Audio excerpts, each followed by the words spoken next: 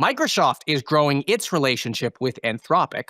New exclusive reporting from The Information today reveals just how much Microsoft is spending on Anthropic. I want to bring on Aaron Holmes, one of the reporters on that story, to talk about what we've learned. Aaron, welcome back to the show. It's great to have you here. Thank you for having me. So, what did we learn about Microsoft's work with Anthropic? Yeah, so I mean, over the past year, we've seen Microsoft and Anthropic get a lot closer, even though OpenAI remains Microsoft's most important AI partner and provider. And specifically, that's looked like Microsoft becoming one of Anthropic's biggest customers, spending on track to spend more than $500 million annually on Anthropic's models. And we've also learned that Microsoft is now incentivizing its salespeople to sell Anthropic's models on Azure just as much as it incentivizes them to sell OpenAI's models.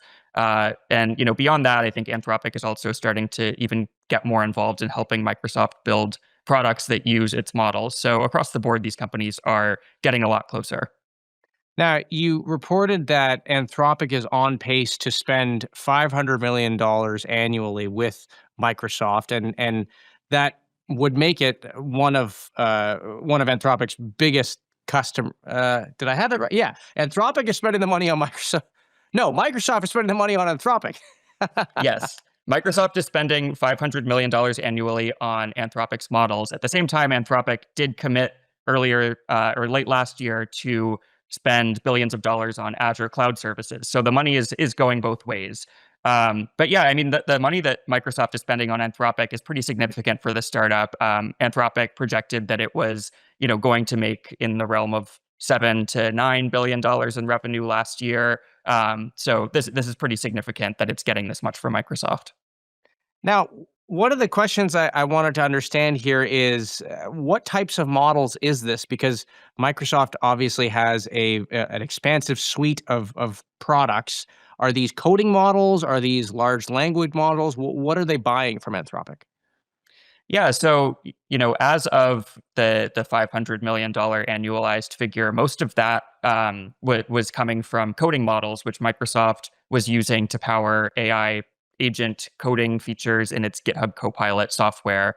And since then, the amount that Microsoft is spending has actually probably grown a lot because they've started to also add Anthropic models to other AI products like Office 365 Copilot and Security Copilot. So at this point, it's really across the board that Microsoft is using different Anthropic models for different types of AI products. Is Anthropic reciprocating? Are they spending with Microsoft?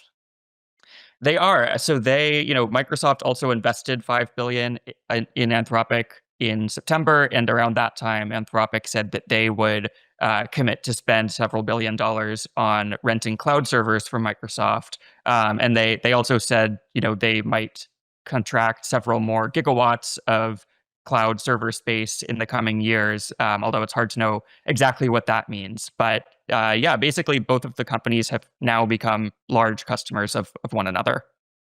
And who do you think has the leverage in this relationship?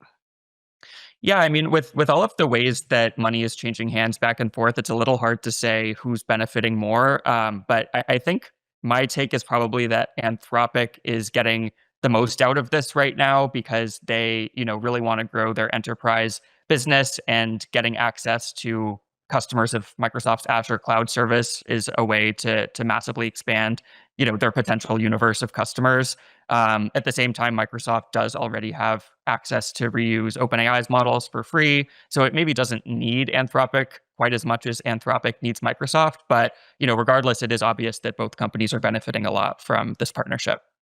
And I want to end off with a chart that I would encourage people to look at in the story. You basically mapped all the ways in which the AI model companies and the cloud providers and companies like NVIDIA and Meta, the ways in which they are doing deals with each other, and it's a great matrix. My takeaway from that is everyone's working with everybody. My question for you is that inevitable? Do you see it as a risk? What do you make of that? Yeah, I mean, I think in some ways this was inevitable, especially when you look at cloud providers like Microsoft, Google, and AWS, who want to have customers on their platforms using all models, and they don't want customers to have to use a different cloud provider to seek out different models. And we've also, seen Microsoft CEO Satya Nadella talking about how he thinks models will become commoditized, essentially, that in the future, all different model providers will essentially be able to offer the same type of intelligence, and it won't matter as much which model is underlying a specific tool. That hasn't happened yet, but I think that is sort of the strategy that we're seeing from the cloud providers in a macro way. Great. Well, Aaron, I want to thank you for coming on. That is Aaron Holmes, our Microsoft reporter here at The Information.